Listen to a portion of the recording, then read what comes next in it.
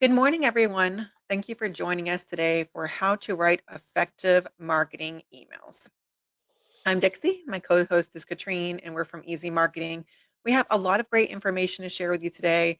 We hope to get to as many of your questions as we can, so please take a moment to locate the question box and to ask those questions as we go through the presentation. We want it to be as interactive and relevant for you as possible. But if we missed your question or if you think of something later, here's our contact information. We love to hear from you. There's also a raise hand button. So if you could locate that, there might be times where we are going to poll the audience. EZY Marketing is located in Northeast Florida. We are celebrating 21 years in business. We have clients throughout the US and abroad and specialize in website design, email marketing, social media management, and graphic design. So today we're focused on how to write effective marketing emails. But before we dive in, we want to make sure everyone has a solid foundation, a solid understanding of how email marketing works. Rather than using Gmail or Yahoo to send your basic text-based email, you would typically use an email marketing platform that has hundreds of professionally designed templates. Then you browse their catalog or maybe do a keyword search to find the template that best fits your company or product or organization. And then just use the drag and drop creator to customize it for your team. So you can change the logo, the pictures, the colors, the fonts, as much or as little as you like to make it your own. And finally, you upload the customer email addresses that you've collected, organize them into lists if you like, and you're ready to send. With an email marketing platform, people always have the option to subscribe and to unsubscribe. So that really gives you an organic way to grow your audience, but also keeps you in compliance with anti-spam laws. And there's other great reasons too to use an email marketing platform. It's going to ensure that your emails are optimized simultaneously for both desktop and email or mobile. It's going to keep you out of hot water and make sure that your emails are compliant with the anti-spam acts. Make sure that you're not getting blacklisted and avoiding fines. They're also remarkably easy. You don't need to be an IT expert or a graphic designer. They have these beautiful ready-made templates, and all you have to do is pop in your photos and information. As you get more advanced, they're going to help you with list management and tracking your success in real time with robust reporting tools. And it's relatively inexpensive, like $10 a month, not to mention far more effective. So if you're new to that, consider an email marketing platform. There are hundreds out there, new ones popping up each day. Sometimes you can get like a free basic account with a limited number of emails and typically like pop-up ads. But after 20 plus years in the industry, there are really only a handful that we could, in good conscience, recommend to you. Our favorite is Constant Contact. We use it for ourselves, for our own marketing, and also for all of our small business and nonprofit clients. They are the industry leader, and all of the images and examples today are from the Constant Contact platform. So today we're going to talk about the different types of emails that you can use for marketing, how to write the content of your emails, how to design a call to action to make them effective, and lastly, how to finalize and send your campaigns. And with that, I'll turn it over to Katrine for a look at the different types of emails that your business might want to send. Yeah, and let me just make sure I get to the right slide. So we usually divide them in two parts, time-based and informational. So time-based is something that usually has a date to it. It could be events or it could be sales event or specials or something like that. And informational, those are sharing information that really helps you connect with your readers. Because it's important that when you set up your email marketing strategy, that we are not going to do hard sells all the time. People do not like that, and it's not going to put you in a good light. So we're going to have both of this, and we're going to dive deeper into what different ones we have to choose from. So the next slide, please.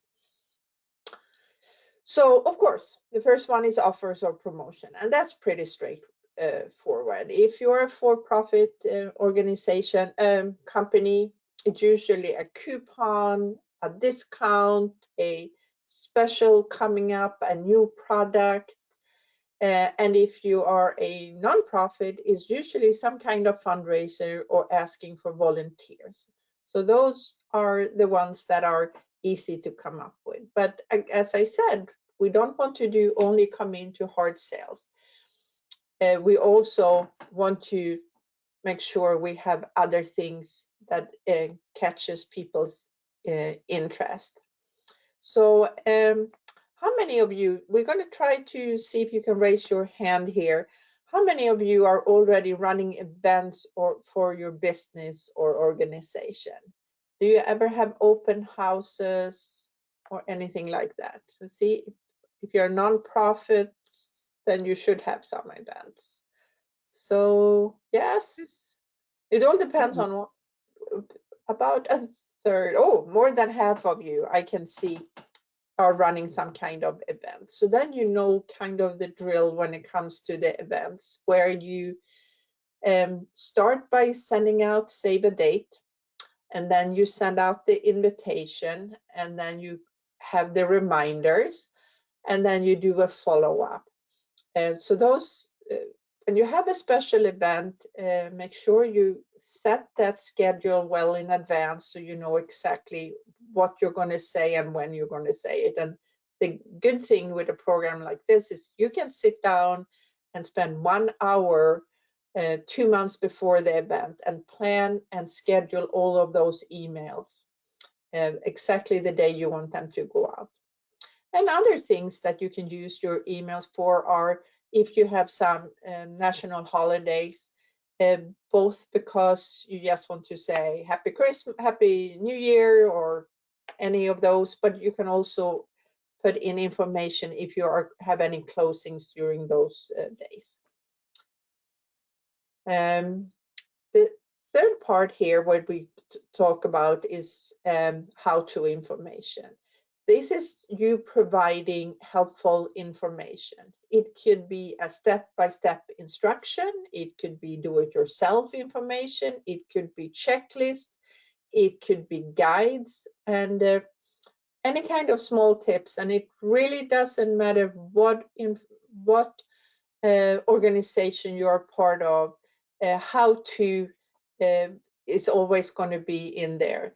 And if you're a nonprofit, very often instead of a how-to, you will add a little bit of a story about the cause for your nonprofit. You just tell how your organization had been helpful or changed people's lives or whatever it is. And that would be used for the how-to for a nonprofit. And then the ones we've probably seen the most of, and those are the newsletters. We're going to look at the emails a little bit later here, and we are going to say that emails need to be short and sweet. There should be one picture, one call to action, and max 20 lines of text. But when it comes to an newsletter, we allow a little bit more. You're always going to put the most important part on top. But if you're a church, a homeowners association, anything like that, that sends mainly a monthly newsletter, we know it's going to be many different parts, and just make sure that they are consistent from month to month, and make sure that you divide it up. And you can see this example where you have different colors or different things that are putting it's clear which section belongs to which story you have to tell.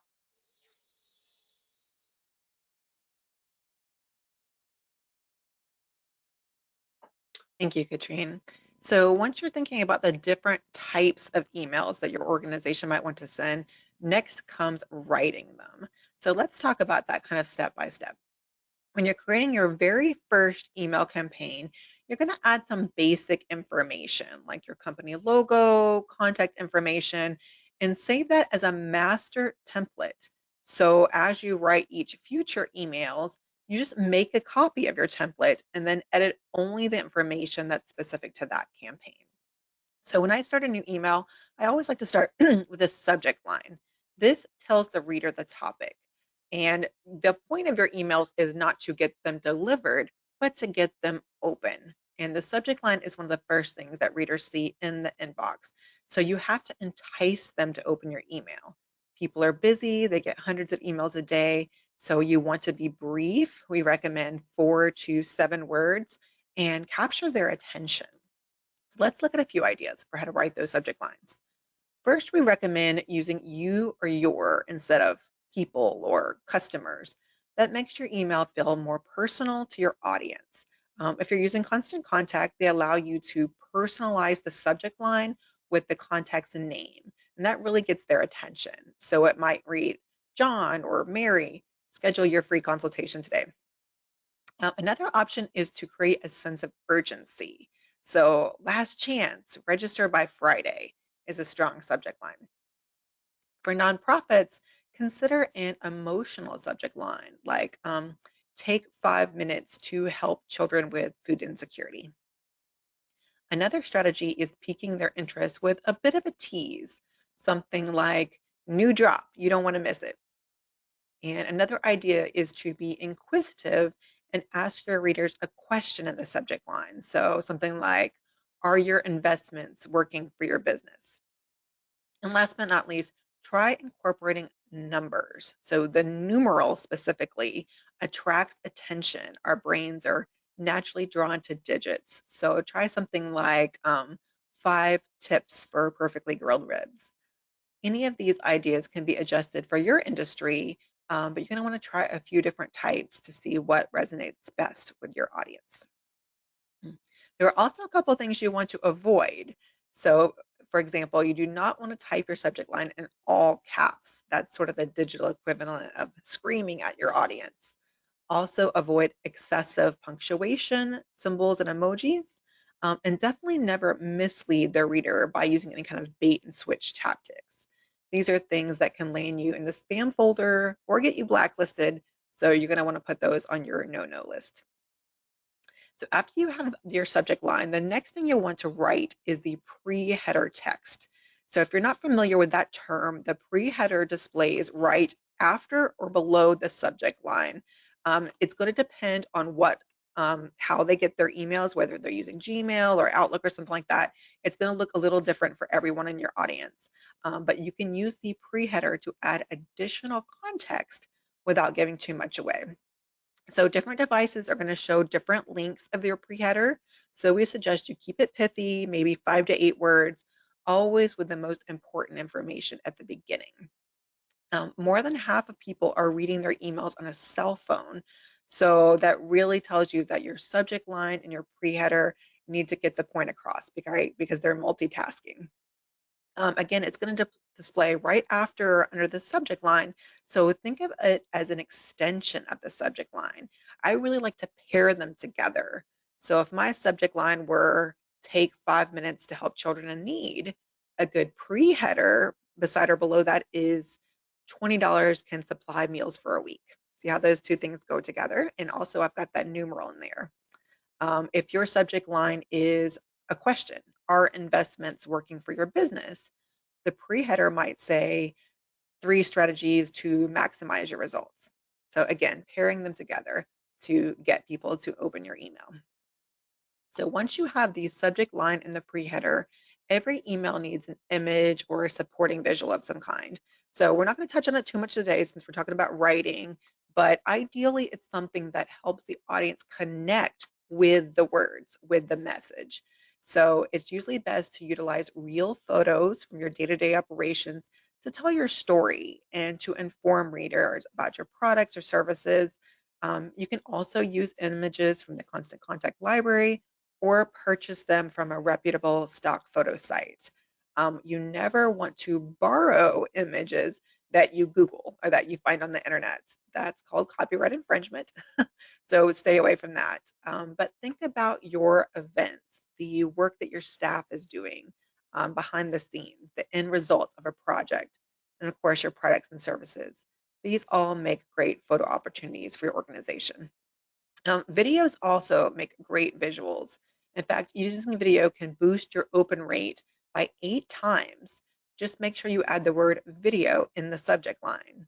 And another option is to add animated GIFs or GIFs. They add just a little bit of movement, and sometimes like you can use a slideshow effect. So emails with these typically get a 12% higher return on investment. So we definitely suggest using a variety of different visuals in your emails. So next is the scary part while you're here, what to write in the body of your email. Knowing what to say and how to say it seems to trip a lot of people up. So as you're writing your email, ask yourself 3 questions. 3 questions that your email should answer for the reader. So this first set here is for those of you with a for-profit business. So the first is, what are you offering? Remember that people reading your email don't know your business as well as you do. So you might think, okay, well, it's obvious. I offer these widgets or this services, but every email should answer this question. So from a design perspective, this is your headline, and its goal is to stop the reader, to pique their interest, make them want to read more. And that leads them into the next part, which is the message body. And here you want to answer the question, how will it help the reader? So provide some details that give the information that they need and entices them to take action. And then the third question is for the call to action. And for this, you want to answer, what should they do next? Tell them specifically what it is you want them to do, and make sure that the call to action is easy to find and easy to click within your email. So typically a button. This simple formula will help you to write your email as text, and these 3 questions will work for any for-profit business. So these questions are going to be a little bit different for you nonprofits.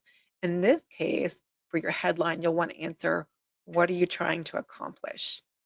And then in the message body, why should readers care? That's where you're going to elaborate on the problem and provide details that explain why it should matter to the reader. And then finally, for the call to action, you'll want to answer, how can the reader get involved? What specifically do you need or want from them? Invite them to take part in solving the problem and helping your cause. So your call to action could be feed a hungry child, or give clean water, or stop the hate, but provide an actionable way for them to do that. And we'll talk a little bit more about call to action in a minute. So beyond that, my best writing tips are all around keeping it personal. So first and foremost, you want to send targeted, relevant content to your audience, because you don't want people to tune you out. Keep a list of questions that you get from your clients and customers and the people that you serve. Proactively answering these is great content for your email. Always write as if you're writing to just one person. For any of you who like to send out like an e-blast or an email blast, we encourage you to retire those terms. No one likes to be blasted with personal information. You want to keep it conversational. So think about one person that you're trying to help. Maybe it's a customer that came in the other day, asked you a question. That's going to help make your content feel more authentic and to resonate with others. Again, here you want to use personal pronouns like you and your within the email body as well as the subject line. And don't be afraid to showcase your personality. You don't want your emails to sound like they're written by a robot. So think about your brand and the personality that you want to convey. If you're witty, great. If you're in a more professional services organization, probably not. You want to sound authoritative. Whatever it is, though, don't force it. You want to reinforce the tone and the brand that you're trying to set. At the end, you just want to show that there are humans back there and that you're trying to help your audience on a personal level. So when it comes to writing an email, it's always great we always get questions about what is a good length. And the answer is as long as it needs to be in order to get someone to take the action that you want. We found that about 20 lines of text or 200 words results in the highest click-through rates for most industries. Some emails, of course, as Katrine said, are going to be longer than others because maybe it's a monthly newsletter or maybe you have a lot you want to accomplish. But take these 2 emails, for example. In this particular one, the promotion on the left has less text than the one on the right when they're sharing educational information along with a video. You want to provide just enough information to get them interested, and that's going to be unique to each campaign. And then if you have more details, put those on your website or put them in a frequently asked questions document and provide a link to that. That way you can give them just the most important information in the body, but then provide resources if they have, additional things they might need to know or look into. So we've covered what to put in the body of your email, but before we move on, I just want to touch base on how important it is to keep your emails simple. You really only need three things: a picture, a paragraph, and a call to action. All that extra information can go on your website. Frequently asked questions. Simplicity in an email makes it easier to read and quicker for you to create and far more effective for the audience. So with that, we're going to talk about how to design your call to action. Katrine? Yes, so call to action, it is what you are trying to drive your email readers to take action. It could be a sign up to volunteers, or it could be a purchase. But it could also be, if the piece is straight informational, it should still have a call to action, and that could take them to your website. So it's the call to action that is going to help you reach your goals with your interaction using constant contact and using email marketing. And try to only keep one call to action. Sometimes you have two different options for them, but if you can, just have one call to action. And make sure that you use a button in the email. You can see on that picture there where they're holding a cell phone in their hand. It's really straight. It's a different color. It's the green. That is the call to action. But let's take a look and see the different ones. So the first one is make a purchase or offer some kind of deal or take action to participate. It's important to have the right words in here. So make everything important and give a little bit of an urgency to it. So order yours today or donate now. Just the word now really tells them that they need to act. So the words here are more important than anything. So donate now, instead of saying click here for link to donation page, just put a button and say donate now or buy now or claim your coupon.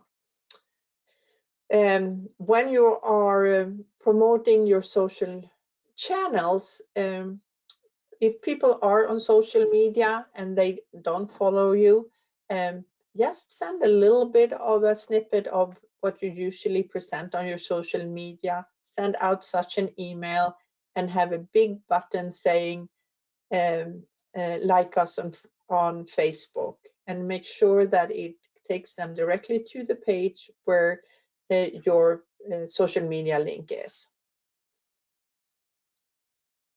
If you are doing some kind of event registration, again, the call to action should be a button, register now, count me in.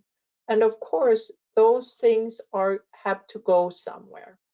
So either you have a sign up form on your website.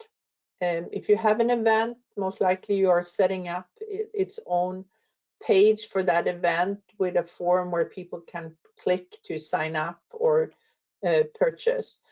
Sometimes you can actually, if you don't have any of that set up, you can have the click go and open up an email, so they actually email you information.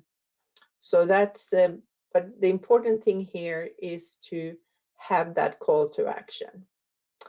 And then request feedback. Hopefully you have Google My Profile or Google My Business, as it used to be, set up for your business and organization. And in there, it is there is the function of getting a review, and that link that you get in that you can pull out of from Google Business Listing, you can put that and use that in an email and ask them to leave a review. Very, very powerful. Or you ask them to write a letter that you later on can use in your marketing.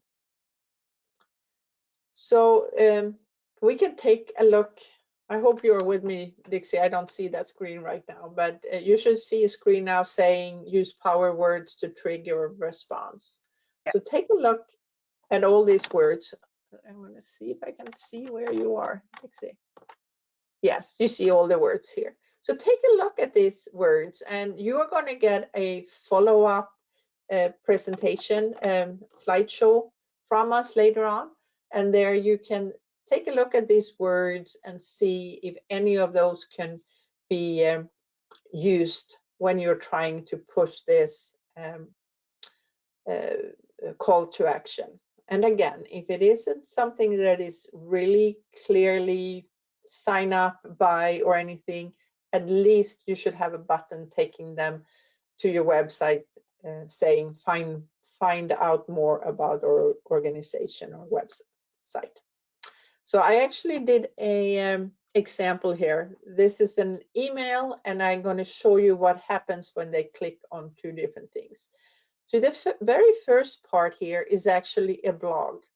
So from our website where we write our blogs, you can actually, with a click of a button, pull in parts of that blog into a constant contact email, and it pulls in the image, it pulls in the first lines of text, and it creates a read more. And when they click on that, it takes you to read the full article on your website.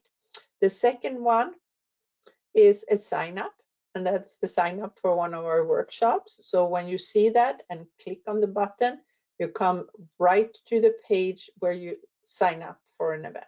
So those are two examples. And the third one is at the very bottom where we have the phone number to our organization. You also set that up so when they click on it, their phone starts to ring, which works when you have a cell phone. And some of us nowadays have, you can even call from your computer. So all of those are call to actions. Thank you so much, Katrine. It's definitely helpful to see that. So once you've written your email and you have your strong call to action, it's time to finalize and send your campaign. So unlike with social media, you can't change what you've written in an email after it's out there in the world. So it's really crucial to proofread. So ideally, get a second set of eyes on there, because the longer you look at it, the more likely you are to miss something glaring.